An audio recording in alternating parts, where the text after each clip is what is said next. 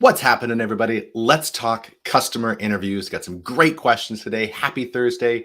Welcome to my office hours. If you don't know who I am, I'm JDM, aka Josh David Miller, aka the Shredder of Business Models, a name I've just decided is a compliment. And so I'm leaning into it. We've got some really good stuff today.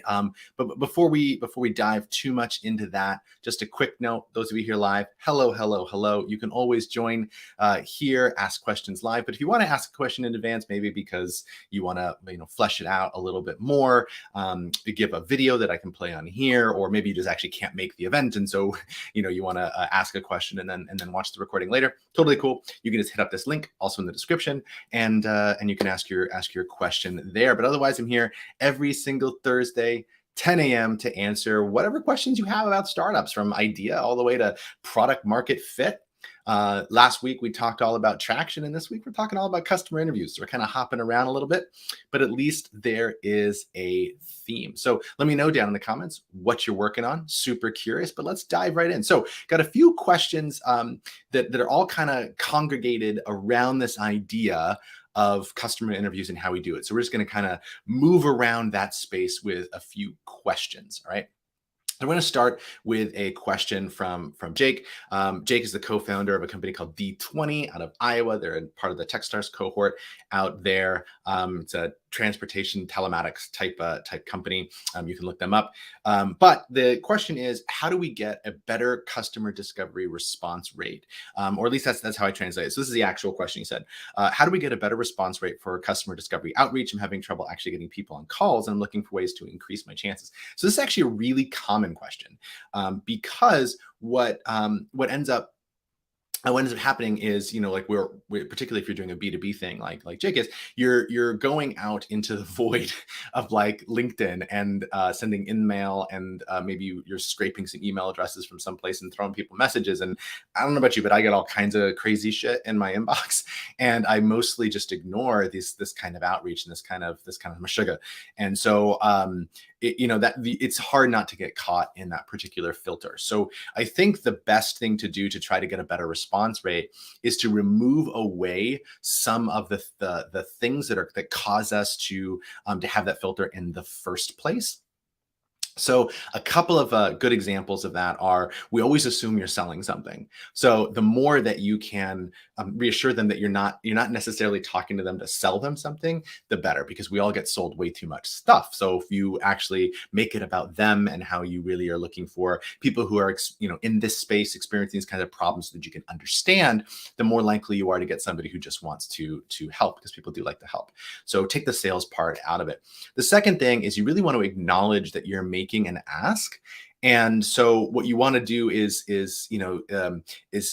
recognize that their time is valuable. You're asking for time, and you want to recognize that you get that their time is really valuable. And I want to share with you the absolute best way I've ever seen to do this. It works crazy well. You just include a line in your outreach that offers to pay them for their time. And you don't say, I'll pay you $100 for your time. You say, I know your time is super valuable and you got a lot of demands on your schedule. So just, if you tell me whatever hourly rate you think is fair, even if it's more than your normal hourly rate, let me know and I'll happily compensate you for your time. And I've seen a huge number of startup founders use that line across a number of customer discovery requests, and I've never once seen anyone actually ask for the money.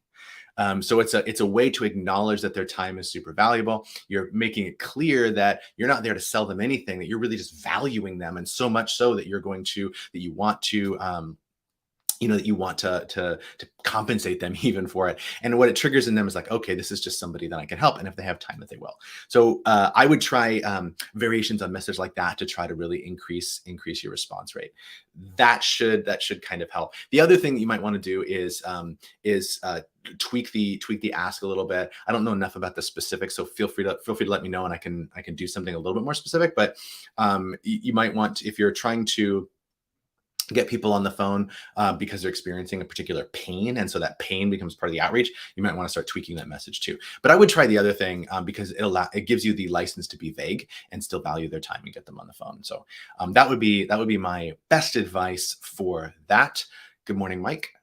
Happy to have you here again. And good morning, June. Got a question from you coming up soon here that we'll get to.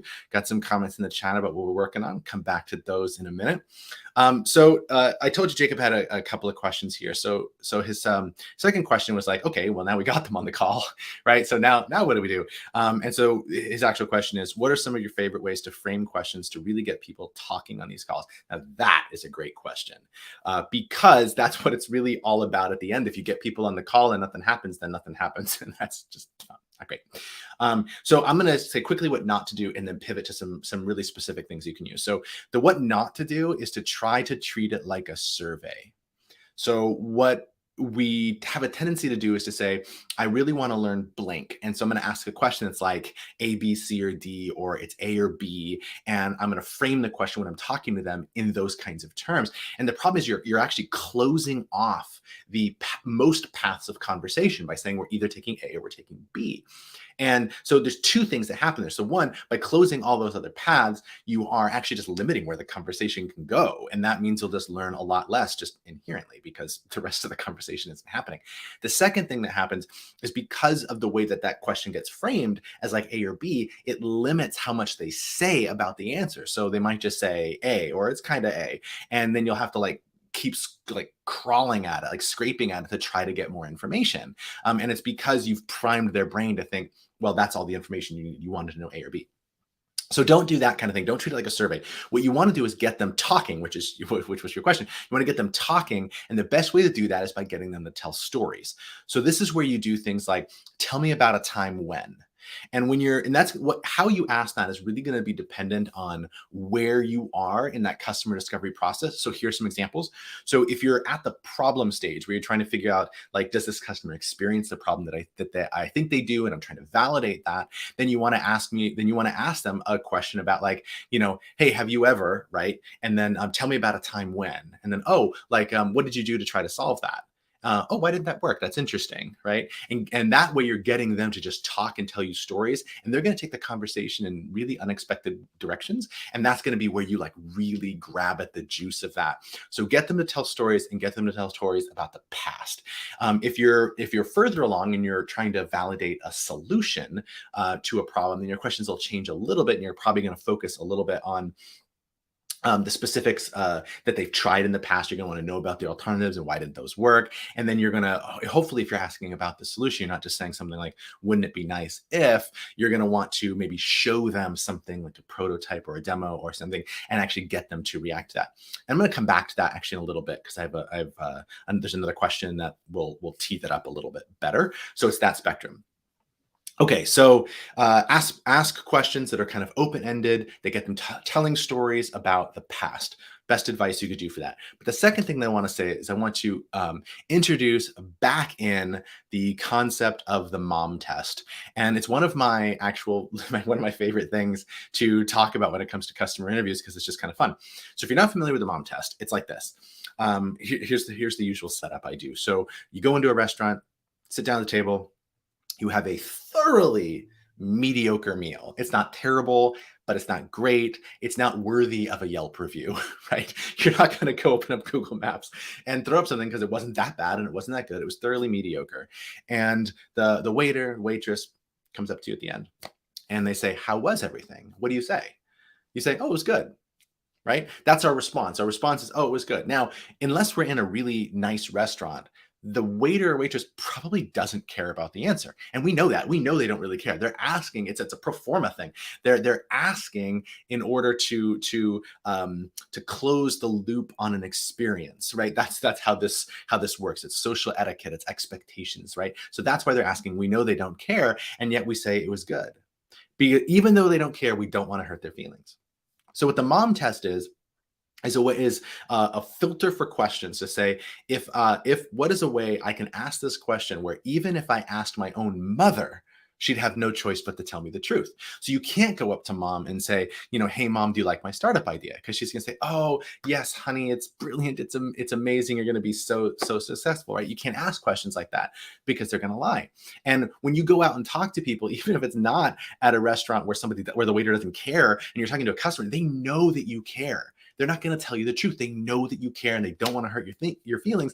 And they think that they're doing you a favor by softening things out. So they may not say outright no's or terrible things. They'll soften it out and kind of meh. And the meh answer is actually the worst answer you could possibly get, because you actually didn't really learn much of anything. You know, a quick no is way better than a slow yes or a meh. So back to the mom test. So if you think about like how you could ask your mom about your own startup, assuming she was your customer, you would be asking again questions about past behavior. You'd be asking for stories. You'd be asking for questions where, in the way that you frame it, she doesn't know what the right answer is.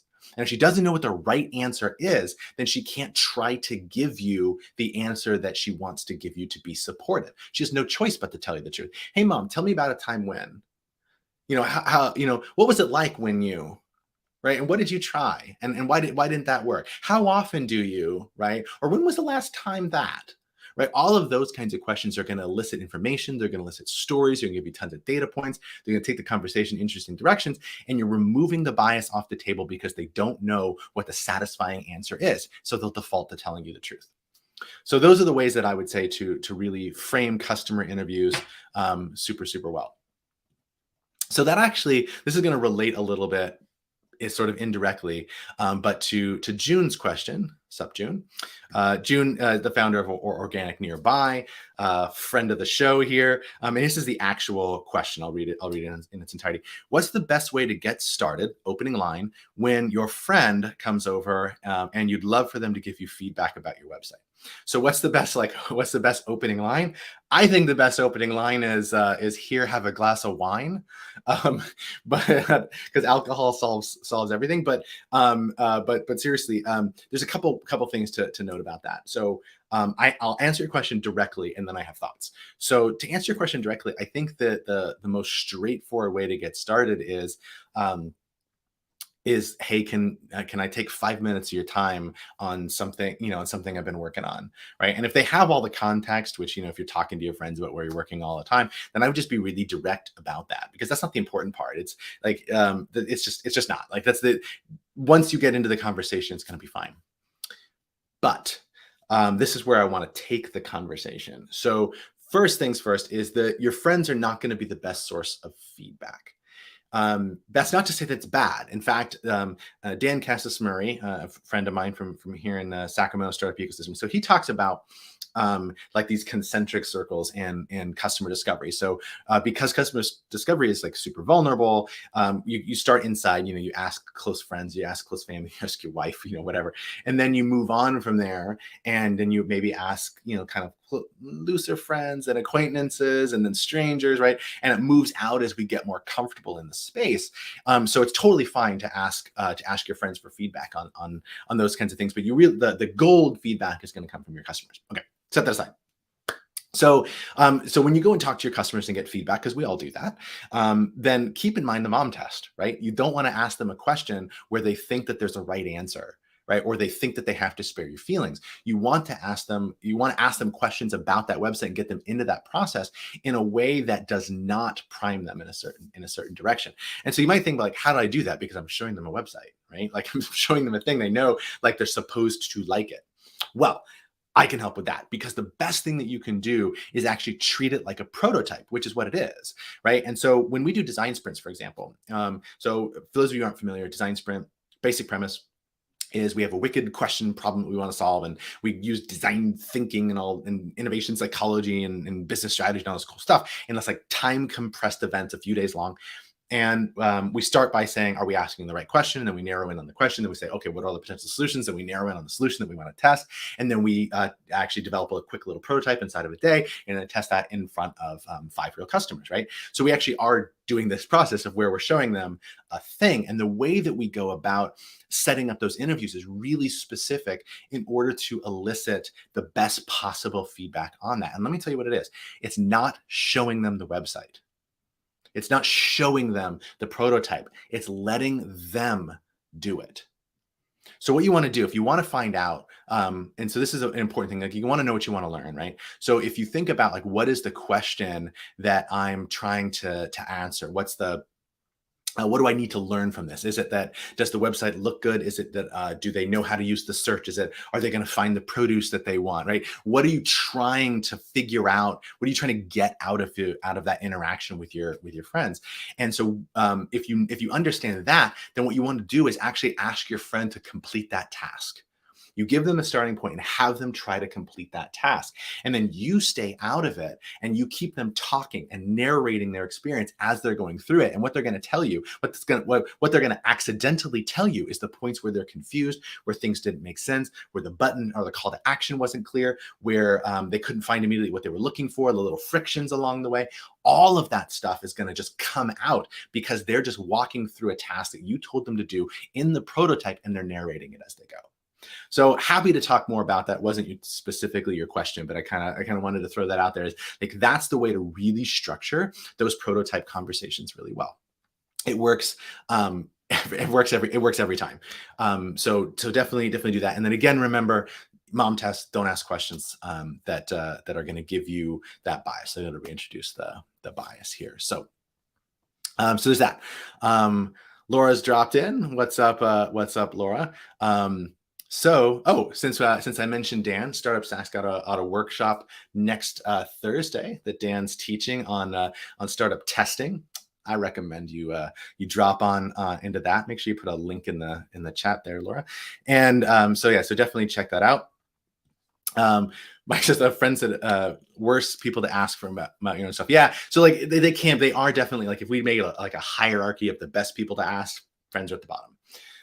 But that doesn't mean that we can't get useful things out of them. It means that we have to try extra hard to remove bias from it. And then we also have to contextualize it. Like, we have to put it in the box of this was a friend. So if you get like a mediocre, if you get a really mediocre response from friends, just know that that's going to be amplified tenfold when you get in front of customers. So kind of put that in the box. And I agree. I tend to try to avoid asking friends for things unless it's something that's really specific, that I know that they're the right person to ask about that. So I think that you're probably like that. But you also have some advice. The best feedback I'm given is launching something and sharing it with potential customers like it's done, and they'll tell me what's wrong with it. Ask questions. Yes, exactly. And they'll tell you that they're confused. You put it in front of them and try to get them to engage with it, and they will tell you. What they'll tell you is exactly what you need to know, even if those things that you don't even think to ask. And that's the gold, right? They'll tell you where they're confused, and you won't know in advance where they're going to be confused. So I love that. So sending out a survey is like, I think we may have talked this about right before you hopped on, Laura, but when you ask surveys, you're really limiting responses to a very narrow set. You're not getting stories. You're not getting additional information. You're limiting how much information you can even collect. You don't know what to ask, and you're not getting that light bulb moment. You want boom, the eyes to light up because they think it's amazing. In fact, there's a concept in prototypes that we talk about. Like, if you're prototyping a thing and you want to find out, like, is this worth building in the first place? Like, a prototype day one, I put it together in an hour. It's in Google Slides. I'm showing it to somebody, putting a prototype in front of customers, and just getting bare feedback, like day one feedback or day zero feedback, whatever you want to call it. So nothing's been built yet. Put the prototype in front of customers. What you want to do is find out beforehand, right, if they're what their current level of satisfaction is with whatever solution, however they're solving this right now. And so you can do that on a scale of 1 to 10, where 1 is like gross and 10 is blow your mind, best thing ever happened to me, sliced bread, right? And you ask them where they are on that scale. Then they go through your prototype. And then you have them rank them on the same exact scale. And if you don't see a big difference, like at least 3-point difference in there, you haven't hit it right, and it's time to go iterate on the prototype and come back again. And you can't do that in a survey. You just can't do that in a survey. So definitely not something you want to do there. Let's see. Momentum, yeah. So momentum wins. Definitely not wanting to wait for specific parts to get done. Glad that was really. God, that really helpful. I too am glad that you are gaining some momentum there, June. Love to hear more about that. Make sure you keep me updated on the journey there. So what are some ideas for finding people to talk to? So this is a good one too. And this is hard because it's going to be dependent on who your customers and where they are. So I think let me answer generally and give some specific examples. So the general idea is that if you want to list all of the places where your customers hang out and then find the one that's most efficient to talk to people on, so that's the one with the most customers that you can get in front of the least effort, and then you want to kind of pick that one and run a lightweight experiment and kind of see what happens. So that's like the generalized answer, but where that is going to depend on exactly who the customer is. So here's some examples. I would look for places where, particularly if you're looking for customer discovery, like problem validation, you don't really care if you can get in front of 1,000 people. And that's what everybody wants to do. Like, where can I get in front of 1,000 people? I want to get on the phone with somebody, right? So you want to find one person. And so go to the places where you can get in front of one person. And so there are obvious places for that. You could go to an event, if you think they're all hanging out here, and you can just walk up and talk to people. That's fantastic. So if you have a trade show or conference or something where everybody hangs out, that can be pretty cool.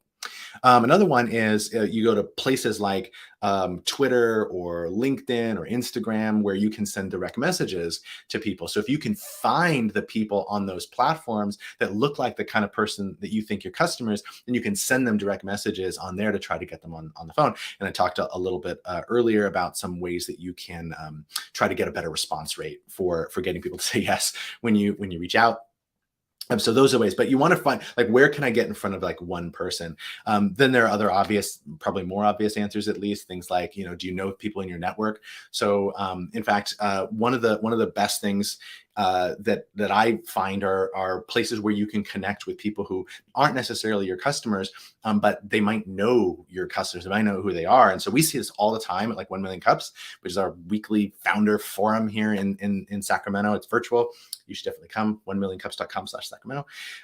But we get 2 founders every single Wednesday, talking about what they're working on. And it's an audience of their peers. We're just all like, everybody's just entrepreneurs there. Everybody's just working on their own thing, but we come to give advice and feedback and provide support and do the whole thing. But one of the most amazing things is that like everybody there knows all these other people. And so you just get like this bubbling, this percolation in the chat, of, oh, I know somebody who might, and I know, like, so the more people you talk to, just like expand your network and talk to more people, and they can connect you, as long as you know who you're looking for. And that's the key thing. If you ask for something general, that's not super helpful. So like, to go back to Jake's question earlier, like if he's not guilty of this, but like if you were to say, do you know anybody who works in the trucking industry? Like, yeah, maybe kind of sort of that's a helpful thing, kind of. But if you can say, like, do you know anybody who runs the logistics and distribution for trucking companies between this size and that size who, just do refrigerated transport, right? The more specific that you can get about that, the more like you are to trigger something in somebody's brain. They'll say, yes, I'm going to connect you with Steven. So those are some ideas there. Going to be really dependent on like who you're trying to talk to, but there's kind of that. So yeah, I think we'll probably call it there. Got lots of really good questions. So I'll say I'll be back next Thursday, 10 a.m. same time. Super cool. Hope you guys will join me. If you have a question, hit that link in the description.